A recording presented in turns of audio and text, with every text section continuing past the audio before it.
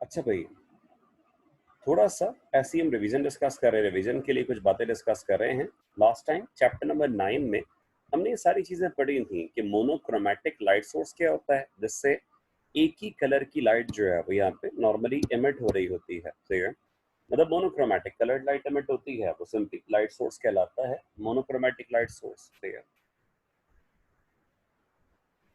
Coherent light source का मतलब क्या था कि ऐसा लाइट सोर्स जो कि एक ही वक्त में अलग अलग पॉइंट से, एक ही वक्त में अलग अलग पॉइंट से मोनोक्रोमैटिक मतलब कलर्ड लाइट जो है वो इमिट कर सके। ठीक है, इसमें सिमिलर कोहेरेंट भी था और डिसिमिलर कोहेरेंट भी था। सिमिलर कोहेरेंट और डिसिमिलर कोहेरेंट दोनों तरह का यहाँ पे जो है वो लाइट सोर्स मौजूद था।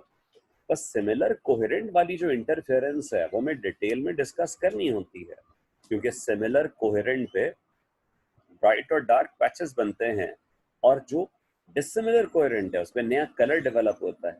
डिफरेंट कलर डेवलपमेंट वाली ये वाली इंटरफेरेंस हमारे सिलेबस में नहीं होती है। और कोहेरेंट लाइट सोर्स जो सिमिलर कोहेरेंट वाली कंडीशन है, ब्राइट और डार्क फ्रिंजेस सी डेवलप हो रही होती हैं, ये ब्राइट और डार्क फ्रिंजेस डेवलप होने वाली जो कंडीशन है, ये कंडीशन हमारे सिलेबस का पार्ट है। ठीक है, अच्छा फिर इसके बाद असल में बहुत दिन हो गए पढ़े हुए, इसलिए बता रहा हूँ, याद दिला रहा हूँ कि भाई कंस्ट्रक्टिव इंटरफेरेंस अगर कहीं पे भी हो रहा है, कंस्ट्रक्टिव इंटरफेरेंस हो रहा है, तो कंस्ट्रक्टिव इंटरफेरेंस में जो पाथ डिफरेंस है, कंस्ट्रक्टिव के हिसाब से जो पाथ डिफरेंस का फॉर्मूला है वो एम लैम्डा होता है। एम का मतलब नंबर ऑफ ब्राइट फ्रिंजेस है यहाँ पे। इसी तरह से अगर हम बात कर रहे हैं डिस्ट्रक्टिव इंटरफेरेंस की, तो डिस्ट्रक्टिव इंटरफेरेंस के लिए पार्ट डिफरेंस का formula m plus half into lambda है, और इसमें m का मतलब नंबर ऑफ डार्क फ्रिंजेस होता है। ठीक है, क्योंकि डायग्राम के लिहाज से कुछ वैल्यूज भी हमने यहाँ पे लिख दी थी। अब बेसिक्स तो हम जो मेन चीजें हैं चैप्टर नंबर 9 की, वो बेसिक्स मेन चीजें हम पढ़ चुके हैं। ठीक है, इसके बाद हम जो आगे कंटिन्यू कर रहे हैं, वो आगे अब हम इसके टॉपिक्स को कंटिन्यू कर रहे हैं, जिसमें पहला टॉपिक है यंग्स डबल स्लिट एक्सपेरिमेंट का। ठीक है, यंग्स डबल स्लिट एक्सपेरिमेंट। देखिए, टॉपिक को हम सिर्फ फॉर्मूला लिखकर भी आगे बढ़ा सकते हैं और डिस्कशन करके भी, बट डायग्राम के बगैर इन चीज़ों को करना प्रैक्टिकली जो है वो हमारे लिए सही नहीं होता है। ठीक है, इसीलिए डायग्राम को डिस्कस करना कंपलसरी था। अब देखिए, यंग डबल स्लिट एक्सपेरिमेंट में हम डायग्राम की पहले बात कर लेते हैं।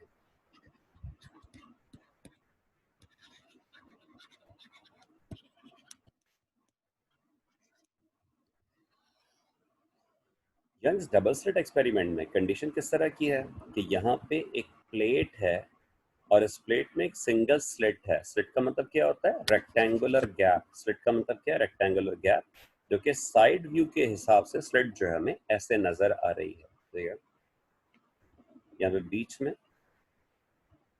एक स्लिट डेवलप हुई थी। फ्रंट व्यू से अगर हम देखेंगे तो भाई फ्रंट व्यू से तो स्लिट आपको ऐसी नजर आएगी, बट ये फ्रंट व्यू के लिहाज से तो ये कंडीशन है, बट हम तो साइड व्यू डेवलप कर रहे हैं। ठीक है, फिर सामने की तरफ एक और प्लेट होती है।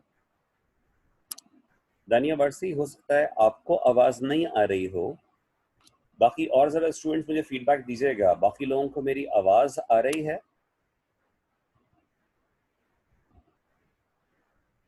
बिल्कुल आ रही है।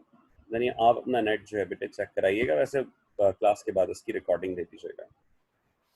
अच्छा, यहाँ पे कंडीशन ने इस तरह की डेवलप की हुई थी कि पूरी हमारे पास एक प्लेट है, इस प्लेट पे जो है वो एक स्लिट डेवलप हुई हुई है, मतलब एक रेक्टेंगुलर गैप सा यहाँ पे जो है वो डेवलप हो चुका है। ठीक है, इसके बाद कंडीशन इस तरह की डेवलप की गई कि यहाँ पे जो सामने एक और प्लेट है, एक और प्लेट में दो स्लिट्स मौजूद हैं, दूसरी वाली प्लेट में यहाँ पे दो स्लिट्स मौजूद हैं। ठीक है, और सामने की तरफ यहाँ पे पूरी स्क्रीन है। तो सिंगल स्लिट वाली प्लेट है, डबल स्लिट वाली प्लेट है, और सामने की तरफ यहाँ पे पूरी स्क्रीन मौजूद है। अब यहाँ पे एक मोनोक्रोमेटिक लाइट सोर्स लाके रखा हुआ है। मोनोक्रोमेटिक लाइट सोर्स, जिससे कलर्ड लाइट जो है वो एमिट हो रही होती है। ठीक है, मैं कोई टॉपिक पढ़ा नहीं रहा, सिर्फ याद दिला रहा हूँ और पूरी चीजें याद दिला रहा हूँ, ताकि गलती के चांसेस जो है वो यहाँ पे कम से कम हो जाएं। ठीक है, अब यहाँ पे सीक्वेंस कंडीशन जो है वो किस तरह की डेवलप हो रही है कि इधर जो है वो हमने कहा कि लाइट रेज इससे एमिट हुई, और जब लाइट रेज एजेस से कॉर्नर से टकराती हैं तो कॉर्नर से टकरा के लाइट रेज स्प्रेड करती हैं, लाइट रेज पूरी यहाँ पे फैल जाती हैं। ठीक है, लाइट रेज पूरी स्प्रेड करेंगे, लाइट रेज पूरी फैलेंगी, क्योंकि एजेस से टकरा के लाइट रेज हमेशा स्प्रेड कर रही होती है, हमेशा फैल रही होती हैं। जैसे अगर फॉर एग्जांपल किसी रूम में अगर बहुत ज़्यादा डार्कनेस है और सिंपल एक दरवाज़ा जो है वो यहाँ पे मौजूद है, और इस दरवाजे में की होल से अगर लाइट अंदर की तरफ आ रही है तो लाइट भी टकराने के बाद लाइट जो है वो बाहर से अंदर आती है, पूरी स्प्रेड करती है, लाइट भी जो है वो स्ट्रेट लाइन में यहाँ पे नहीं आ रही होती। ठीक है, इसी तरह से यहाँ पे ये बताया जा रहा है कि लाइट जो है वो एजेस से टकरा के यहाँ पे स्प्रेड कर रही है, लाइट पूरी फैल रही है। ठीक है, अब यहाँ पे कंडीशन किस तरह की थी कि यहाँ पे हम अलग अलग करके कलर्स बना देते हैं, अलग अलग करके कलर्स जो है वो यहाँ पे डेवलप किए जाते हैं। देखिए डिफरेंट कलर्स बनाने का मतलब क्या है, बेसिकली लाइट क्या होती है, ट्रांसवर्स वेव होती है। लाइट क्या है, ट्रांसवर्स वेव है। ठीक है, और जब ट्रांसवर्स वेव ट्रैवल करके जा रही होती है तो हम पूरी ट्रांसवर्स वेव के क्रेस्ट और ट्रफ यहाँ पे डेवलप नहीं करते, क्योंकि क्रेस्ट और ट्रफ अगर डेवलप करेंगे तो उससे इंटरफेरेंस को समझना जो है वो मुश्किल हो जाएगा। ठीक है, इसलिए कंडीशन बेसिकली ऐसी है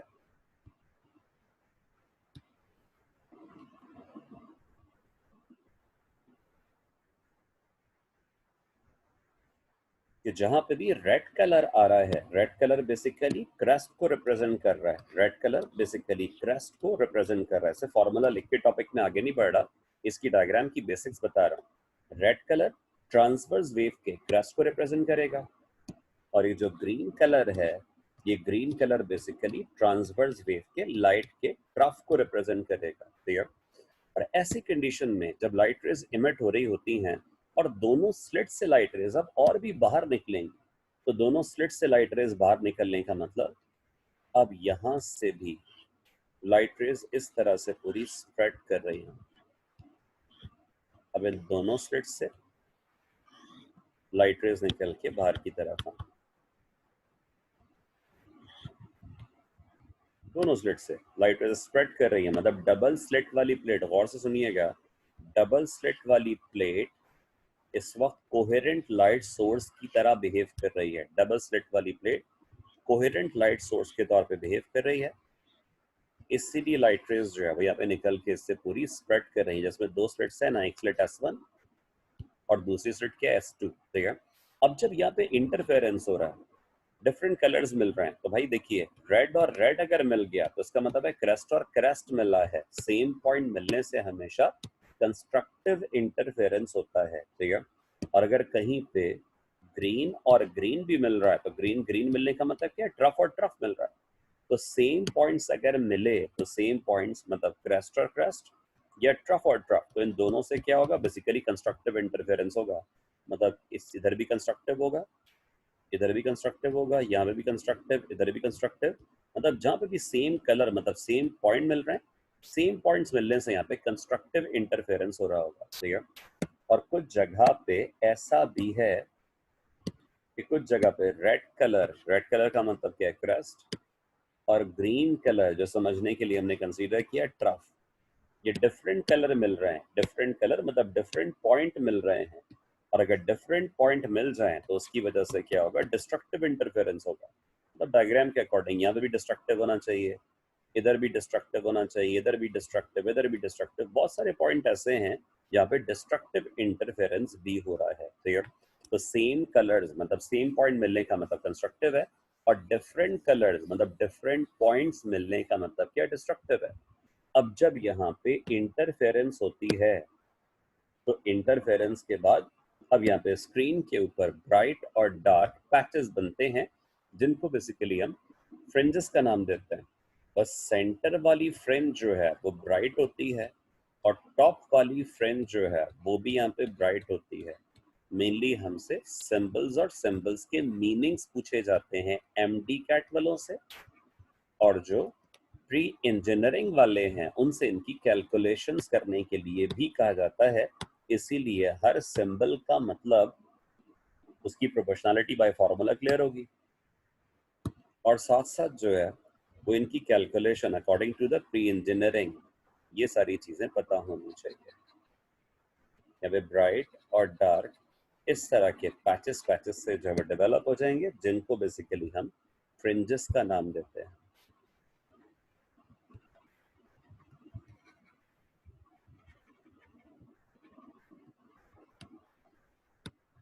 जो बेसिक कैलकुलेशंस हैं, बेसिक कैलकुलेशंस के लिए जो सिंबल्स दिए गए हैं, अब हम कुछ सिंबल्स की बात कर रहे हैं, उन सिंबल्स के अकॉर्डिंग अब इसका डायरेक्ट फॉर्मूला लिखेंगे। सिंबल्स याद दिलाता हूं। बताया जाता है कि सेंटर वाली ब्राइट फ्रिंज ये और टॉप वाली ब्राइट फ्रिंज ये, सेंट्रल ब्राइट फ्रिंज और टॉप ब्राइट फ्रिंज, इनके बीच का जो डिस्टेंस है, सेंट्रल ब्राइट फ्रिंज और टॉप ब्राइट फ्रिंज, इनके बीच का डिस्टेंस कहलाता है y। कैपिटल Y से रिप्रेजेंट करते हैं सेंट्रल ब्राइट फ्रिंज से टॉप ब्राइट फ्रिंज तक का डिस्टेंस। इसीलिए सिर्फ फॉर्मूला लिख के वैल्यू नहीं लिख रहा कि इसका मतलब ये होता है, इसका मतलब ये होता है, सामने डायग्राम पे मौजूद है। स्लिट्स से लेके स्क्रीन तक का, स्लिट से लेके स्क्रीन तक का या स्लिट से लेके फ्रिंजेस तक का डिस्टेंस कहलाता है L, ठीक है।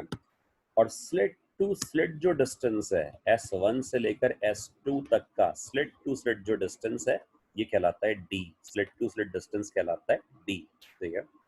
अब यहाँ पे जो कंडीशंस हैं, y का जो फॉर्मूला होता है वो m lambda l upon d होता है। अब डायरेक्ट हम आ रहे हैं फॉर्मूलाज पे। सिंबल्स के मीनिंग पता चल गया ना कि भाई y का फॉर्मूला क्या है, m lambda l upon d। d पता है क्या होता है, स्लिट टू स्लिट डिस्टेंस है।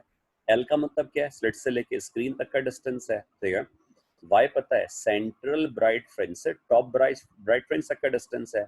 लैम्डा क्या होता है, वेवलेंथ ऑफ लाइट है, वो तो कॉमन है। और ये वाला रिलेशन है कंस्ट्रक्टिव इंटरफेरेंस के लिए। कंस्ट्रक्टिव इंटरफेरेंस का मतलब m जो है वो यहाँ पे किस चीज को रिप्रेजेंट करेगा, नंबर ऑफ ब्राइट फ्रिंजेस को। ये बात हम पहले डिस्कस कर चुके हैं कि जब भी कंस्ट्रक्टिव इंटरफेरेंस होता है तो m का मतलब नंबर ऑफ ब्राइट फ्रिंजेस होता है, ठीक है। और यही फॉर्मूला जब डिस्ट्रक्टिव के लिए लिखते हैं तो डिस्ट्रक्टिव के लिए फिर यहाँ पे l अपॉन d तो ऐसे ही होता है, L अपॉन डी इसी तरह से होता है, सिर्फ m लैम्डा को रिप्लेस करना पड़ता है कि अगर m लैम्डा को रिप्लेस करके इसकी जगह पे m plus half into lambda लिख दिया जाए तो फिर यही फॉर्मूला कंस्ट्रक्टिव इंटरफेरेंस की बजाय फिर डिस्ट्रक्टिव इंटरफेरेंस में कन्वर्ट हो जाता है।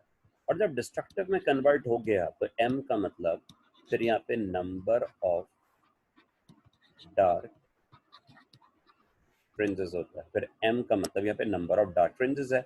बाकी सारे सिंबल्स जो है बिल्कुल क्रिस्टल क्लियर हैं, ठीक है। एक फॉर्मूला बस यहाँ पे और इस्तेमाल किया जाता है, वो फॉर्मूला याद रखिएगा प्री इंजीनियरिंग वालों की कैलकुलेशन के लिए, लैम्डा l अपॉन d। ये फॉर्मूला डेल्टा x का फॉर्मूला होता है और डेल्टा x का मतलब होता है फ्रिंज स्पेसिंग। डेल्टा x का मतलब होता है फ्रिंज स्पेसिंग, ठीक है। और फ्रिंज स्पेसिंग है क्या, लिख देता हूं, distance between two consecutive bright और डार्क फ्रिंजेस। यानी दो ब्राइट फ्रिंजेस का इंटरनल डिस्टेंस क्या है, फ्रिंज स्पेसिंग। ऐसे ही दो डार्क फ्रिंजेस का जो इंटरनल डिस्टेंस है, ये भी जो है वो फ्रिंज स्पेसिंग ही कहलाता है, ठीक है। तो दो ब्राइट या दो डार्क फ्रिंजेस का इंटरनल डिस्टेंस, जैसे वेवलेंथ वाली कंडीशन थी, उसी तरह की कंडीशन जो है वो यहाँ पे फ्रिंज स्पेसिंग कहलाती है, ठीक है। मतलब अगर अब आपसे इफेक्ट पूछा जाता है ना, तो इफेक्ट मुश्किल नहीं है भाई, फॉर्मूला करेंगे खुद ही आसान हो जाएगा। आपसे कहा जा रहा है if we increase the wavelength of light, और सुनिएगा प्री मेडिकल वाले, if we increase the wavelength of light then the separation between bright and dark fringes would be dash. अगर हम वेवलेंथ को इंक्रीज कर रहे हैं तो ब्राइट और डार्क फ्रिंजेस की जो सेपरेशन है, मतलब जो फ्रिंज स्पेसिंग है, उस पर क्या इफेक्ट पड़ा भाई? डायरेक्ट प्रोपोर्शन है, बाय फॉर्मूला पता चल गया। अगर हम स्लिट्स का इंटरनल डिस्टेंस कम कर रहे हैं, when we reducing the internal distance between slits, then the bright fringes are dash apart, distance increasing, distance decreasing, इस तरह की बात पूछी जा रही है।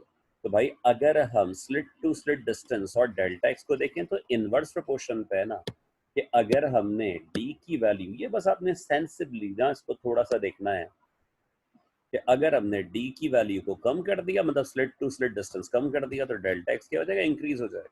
तो ये इन तीन चीजों से मेन जो फैक्टर्स हैं यही पूछे जाते हैं हमेशा पेपर में, ठीक है। और इसके अलावा जो है फिर और कंडीशंस किस तरह की हैं, मैंने मीटिंग जो है वो लॉक कर दी है। अब इसके अलावा अगर जो है वो कोई चला जाए ग्रुप से, तो वो कोई डिस्कनेक्शन हो जाए तो सर आमिर को काइंडली बोलिएगा, सर आमिर मुझे मैसेज करेंगे, या फिर मेरा व्हाट्सएप नंबर सब लोगों के पास है, व्हाट्सएप करके जो है वो ऐड हो जाइएगा। बहरहाल ये तीन फैक्टर से रिलेटेड चीजें बहुत ज्यादा पूछी जाती हैं। और प्री इंजीनियरिंग वालों के लिहाज से तो आते हैं इसके न्यूमेरिकल, कि भाई डेल्टा एक्स जो है वो 0.31 mm के बराबर है। Separation of slits, separation of slits मतलब डी की वैल्यू जो है वो यहाँ पे फॉर एग्जांपल 1.5 mm के बराबर है। जो वेवलेंथ इस्तेमाल हो रही है लाइट की वो 5800 एंगस्ट्रॉम है, 5800 एंगस्ट्रॉम। देन मालूम करें कि distance between slits and screen, distance between slits and screen, slit से लेके स्क्रीन तक का ये वाला डिस्टेंस जो है वो कितना होना चाहिए, ठीक है। तो भाई कैलकुलेशन ये ओनली किसके लिए? ईकैट वालों के लिए है, ठीक है। तो 0.31 मिली मतलब 10 की पावर -3 मीटर हो गया। ये भी 1.5 एक्सपोनेंट -3 मीटर हो गया। ये 5800 एंगस्ट्रॉम है। एंगस्ट्रॉम का मतलब क्या होता है? 10 की और -10 हो गया। तो फॉर्मूला में पता है कि भाई डेल्टा एक्स बराबर है लैम्डा एल अपॉन डी के। सिर्फ क्या करना है, एल की वैल्यू चाहिए, लाके इन चीजों को delta x into d divide by lambda is equal to l, सिर्फ सॉल्व करना है। और सॉल्व करके एल की वैल्यू डायरेक्टली आपने यहाँ पे फाइंड आउट करनी है। अरीबा अब्दुल्ला, अच्छा एक दफा इसको सॉल्व करके देख लीजिएगा जिन लोगों को प्री इंजीनियरिंग और कैलकुलेटर अलाउड है, ठीक है। तो भाई ये तो चीजें यंग डबल स्लिट एक्सपेरिमेंट से रिलेटेड थी। आज हम ज्यादा नहीं पढ़ रहे हैं, थोड़ी सी चीजें डिस्कस कर रहे हैं। फिर नेक्स्ट जो टॉपिक है वो नेक्स्ट टॉपिक है Michelson's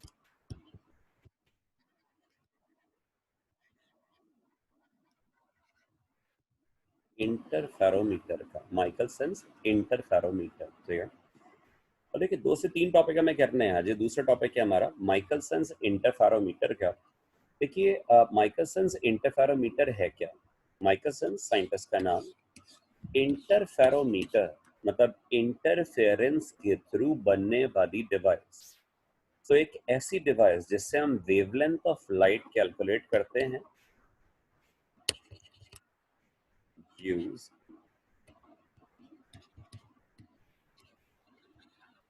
to calculate the wavelength of light. मगर वेवलेंथ ऑफ लाइट तो बहुत सारी और चीजों से भी कैलकुलेट हो जाती है। तो भाई इसके बारे में कहा जाता है कि मोस्ट एक्यूरेट डिवाइस है,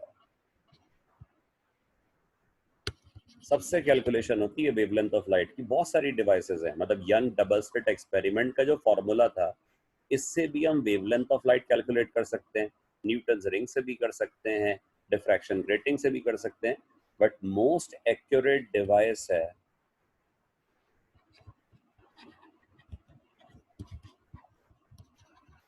for the calculation of lambda, मतलब calculation of wavelength of light के लिए सबसे एक्यूरेट डिवाइस होती है माइकलसन्स इंटरफेरोमीटर, ठीक है।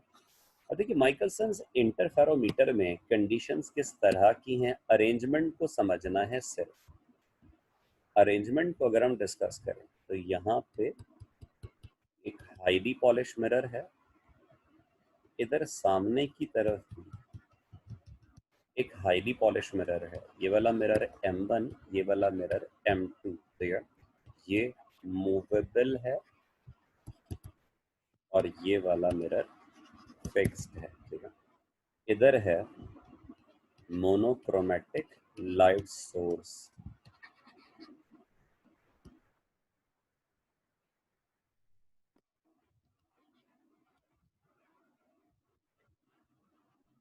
और यहाँ पे नीचे की तरफ ऑब्जर्वर है जो ऑब्जर्व करेगा कि भाई कंस्ट्रक्टिव या डिस्ट्रक्टिव कौन सी इंटरफेरेंस हुई।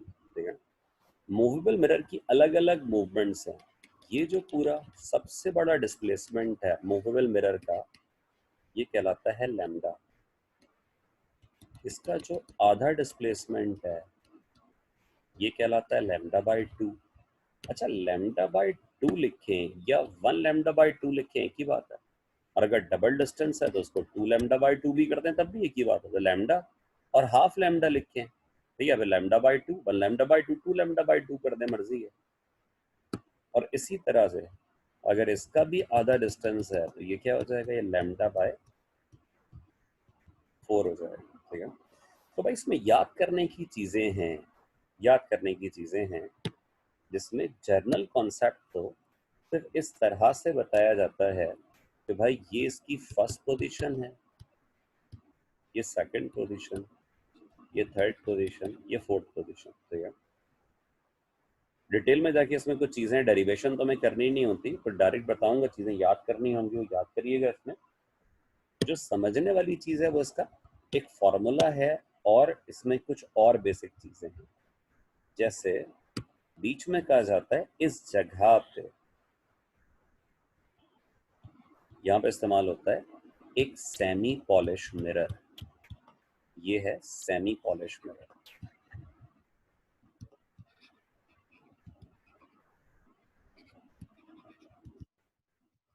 सेमी पॉलिश मिरर को बीम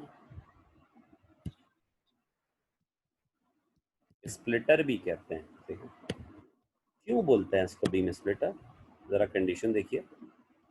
यहाँ से मोनोक्रोमेटिक लाइट सोर्स से लाइट आई, कुछ पार्ट यहाँ पे रिफ्लेक्ट हो गया, कुछ पार्ट रिफ्रैक्ट हो गया। ठीक है, कुछ रिफ्लेक्ट हो रहा है, रिफ्लेक्टेड पार्ट ऊपर वाला है, ये रिफ्लेक्टेड है, और नीचे वाला पार्ट रिफ्रैक्टेड है।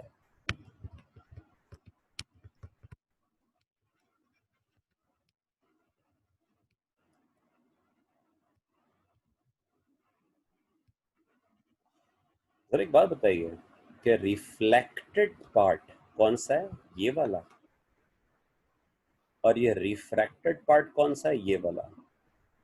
इन दोनों में वेलोसिटी कंपैरिजन क्या होगा, किसकी वेलोसिटी ज्यादा होगी, किसकी वेलोसिटी कम होगी, या दोनों की वेलोसिटी बराबर बराबर होगी। रिफ्लेक्टेड ऊपर वाला है, रिफ्रैक्टेड सामने वाला है, किसकी वेलोसिटी ज्यादा होगी, किसकी वेलोसिटी कम होगी, या दोनों की वेलोसिटी बराबर होगी। बुशरा असगर, चांसेस सेम होगी, आप लोगों ने कहा सेम होगी, ऐसा बिल्कुल भी नहीं है। ठीक है, अब ये बताया जाता है कि अगर इसको हम मैग्नीफाई करके अलग से भी डिस्कस कर रहे हो ना भाई, तो कंडीशन असल में सर है कि प्रैक्टिकली ये चीज़ पॉसिबल है, प्रैक्टिकली तो ये पॉसिबल था। ठीक है, अब होता क्या है, जैसे साइड व्यू मिरर्स वगैरह होते हैं गाड़ियों के, साइड ग्लासेस होते हैं, अगर हम ऐसे नॉर्मली चलते हुए जा रहे होते हैं तो क्या होता है, उस पर हमारा इमेज नजर आ रहा होता है, साइड ग्लास पे ऐसे देखते हुए जा रहे हैं, होता है, इंसान की नेचर होती है। कल ही बताया था ना, साइड ग्लास पे देखता हुआ जा रहा है कि मैं कैसा लग रहा हूँ। लाजमी सी बात है कि आप अपने आप को अगर देख रहे हैं कि मैं कैसा लग रहा हूँ, तो आपका रिफ्लेक्शन भी उसके ऊपर जो है वो डेवलप हो रहा है। मतलब कुछ लाइट रेज रिफ्लेक्ट भी हुई थी, रिफ्लेक्शन भी था, और आप साथ साथ ये भी देख रहे हैं कि भाई गाड़ी के अंदर सब कुछ कैसा लग रहा है, मतलब रिफ्रैक्शन भी हो रहा है। तो भाई रिफ्रैक्शन और रिफ्लेक्शन दोनों चीजें हो रही हैं, सरफेसेस तो ऐसी होती हैं। ठीक है, मगर वेलोसिटी के लिहाज से अगर हम कंपैरिजन कर रहे हो ना, तो सीक्वेंस क्या है, यहाँ से लाइट आई, कुछ पार्ट रिफ्लेक्ट हो गया, कुछ पार्ट रिफ्रैक्ट हो गया। ठीक है, मैग्नीफाई करके देख रहे हैं, मेनली इस चैप्टर में समझने वाली चीज ही यही है।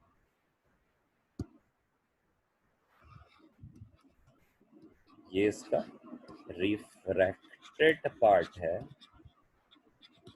और ये इसका रिफ्लेक्टेड पार्ट है। ठीक है, बताया जाता है कि रिफ्लेक्टेड पार्ट की वेलोसिटी कम है और रिफ्रैक्टेड पार्ट की वेलोसिटी ज्यादा है। ठीक है, ऐसा होता है, क्यों होता है जरा देखिए। ये जो रिफ्लेक्टेड वाला पार्ट है ना, इसने एक्चुअली डेंसर मीडियम में ज्यादा डिस्टेंस कवर किया है, डेंसर मीडियम में ज्यादा डिस्टेंस कवर किया है, इसलिए इसकी वेलोसिटी कम हो गई। और ये जो रिफ्रैक्टेड पार्ट है, रिफ्रैक्टेड है, इसने डेंसर मीडियम में ज्यादा डिस्टेंस कवर नहीं किया, बस ये डिस्टेंस कवर किया और लाइट रे यहाँ से बाहर निकल गई।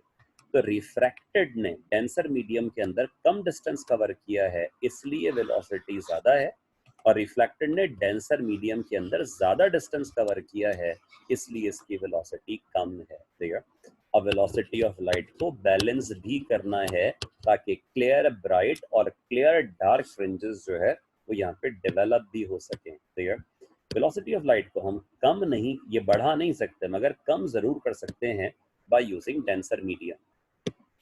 जितनी थिकनेस का मतलब जितना एक्स्ट्रा डिस्टेंस इसने कवर किया था ना, इतनी ही थिकनेस की एक transparent glass sheet like glass slab लाके यहाँ पे रख देते हैं, इसको बोलते हैं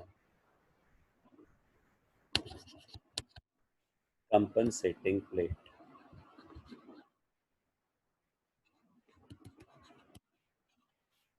इसको बोलते हैं कंपनसेटिंग प्लेट।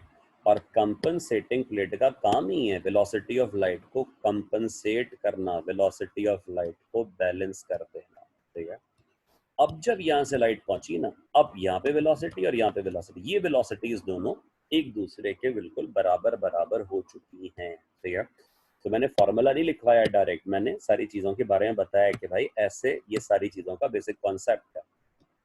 फिर लाइट यहाँ से भी रिफ्लेक्ट होंगी, यहाँ से भी रिफ्लेक्ट होंगी, रिफ्लेक्ट होकर जब मिलेंगी तो यहाँ से ऑब्जर्वर, स्क्रीन होती है थोड़ा सा बाहर की तरफ होती हैं ये मिरर्स, स्क्रीन पे जब फ्रिंजेस बनती हैं तो ऑब्जर्वर यहाँ से ऑब्जर्व करके बताता है कि अब कौन सी इंटरफेरेंस हो रही है। यहाँ पे इंटरफेरेंस हर पोजीशन पे डिफरेंट इंटरफेरेंस होती है और डिफरेंट तरह की, बराबर बराबर ब्राइट और डार्क फ्रिंजेस नहीं बनती। अगर ऐसी फ्रिंजेस डेवलप हो जाएं जिसमें ब्राइट फ्रिंजेस जो है इनकी विड्थ ज़्यादा हो और डार्क फ्रिंजेस की विड्थ कम हो, तो इस तरह की यहाँ पे पूरी कंस्ट्रक्टिव इंटरफेरेंस होती है। कंस्ट्रक्टिव ऐसे होती है, ठीक है, और डिस्ट्रक्टिव इंटरफेरेंस में यहाँ पे डार्क फ्रिंजेस की विड्थ जो है वो ज़्यादा होती है और ब्राइट फ्रिंजेस की विड्थ जो है वो यहाँ पे कम हो जाती है। तो यहाँ पे यंग डबल स्लिट एक्सपेरिमेंट की तरह की नहीं, बल्कि इस तरह की पूरी इंटरफेरेंस होती है। ठीक है, अब आपको जो चीज पता होनी चाहिए वो क्या, first position, second position, third position, इसमें एक सिंबल इस्तेमाल होता है एक्स। एक्स का मतलब होता है डिस्प्लेसमेंट ऑफ मिरर। जो चीजें एमसीक्यूज में पूछी जाती हैं ना, उनके सारे तरीके और उनके सारे आंसर आपको समझा देता हूँ। तो हमें डेरिवेशन, लाजमी सी बात है डेरिवेशन करने की, डेरिवेशन याद करने की फिर जरूरत ही नहीं होती। First position,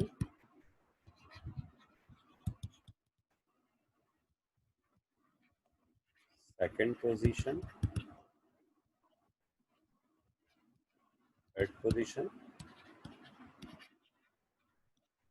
and fourth position. ठीक है, फर्स्ट पोजीशन पे x होता है 0, सेकंड पोजीशन पे x मतलब डिस्प्लेसमेंट ऑफ मिरर होता है λ/4, थर्ड पोजीशन पे x की वैल्यू होती है 1 λ/2, तो 1/2 इंटू लैम्डा, 1 λ/2, और फोर्थ पोजीशन पे x की वैल्यू होती है 2 λ/2।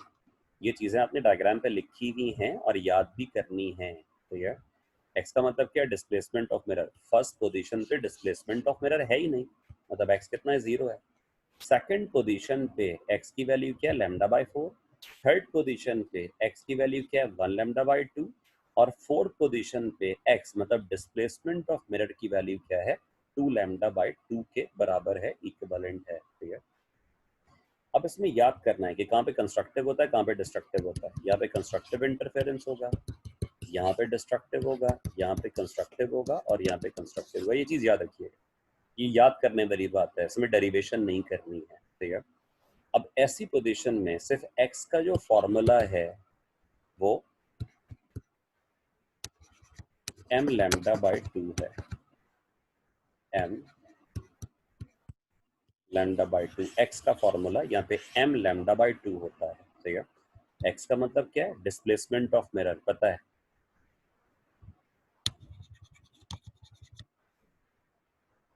चाहे तो हम अलग अलग करके इन सारी चीजों को मेंशन भी कर सकते हैं कि भाई अगर x लिखा हुआ है तो x का मतलब क्या होगा।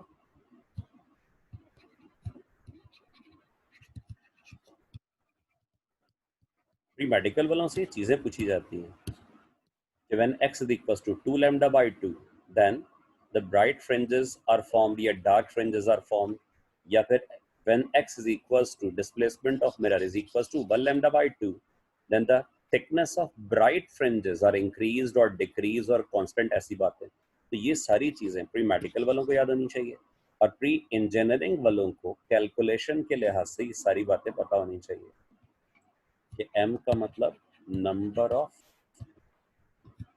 ब्राइट फ्रिंजेस, यहाँ पे डार्क फ्रिंजेस की कैलकुलेशन नहीं होती, और लैम्डा तो वेव लेंथ ऑफ लाइट है, ठीक है। तो ये सारी सीक्वेंस जो है वो आपको याद रहनी चाहिए। अच्छा, इसके अलावा सिर्फ थोड़ा सेफ साइड एक बात बता रहा हूँ प्री इंजीनियरिंग वालों को कि भाई अगर डिस्प्लेसमेंट की कोई पर्टिकुलर वैल्यू गिवन थी, लैम्डा की कोई वैल्यू गिवन थी, आपसे कहा गया m मालूम करना है, मतलब नंबर ऑफ फ्रिंजेस चाहिए, ठीक है।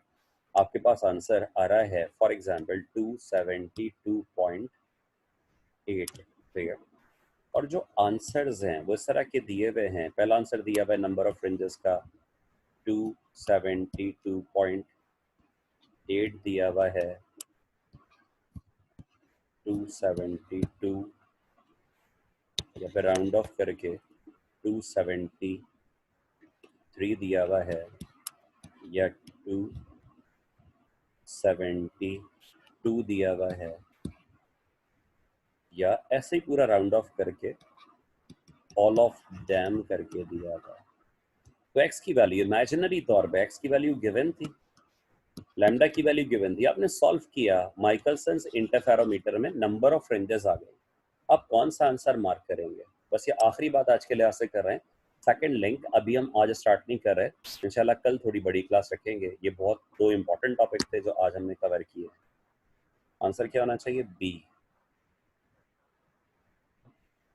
मेन की पॉइंट्स के हिसाब से आंसर जो है वो होना चाहिए, देख लेते हैं शायद कोई सही आंसर दे दे।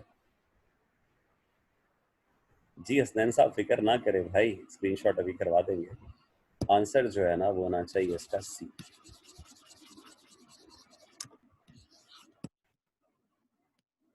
सी क्यों होना चाहिए जरा बता दो। याद रखिएगा, in case of number of fringes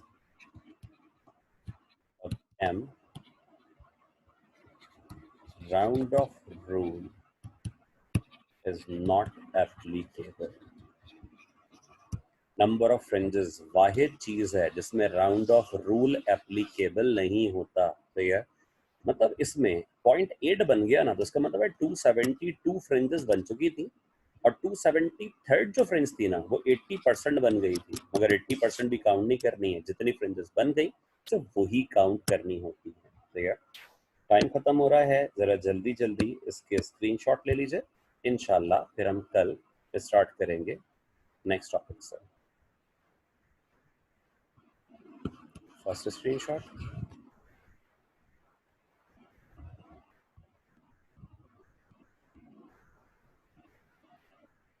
सही, डैम। Second screenshot,